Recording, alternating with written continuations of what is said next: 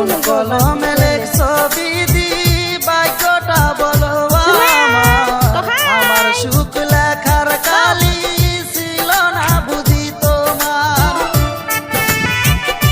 বালু দিয়ে খেলে বাঙালি বলে কথা, বালু দিয়ে খেলতেছে।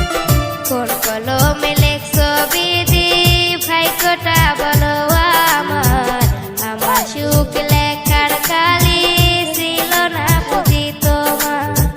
দু চোখেতে কোথায় থেকে আসে এত জল, এক জীবন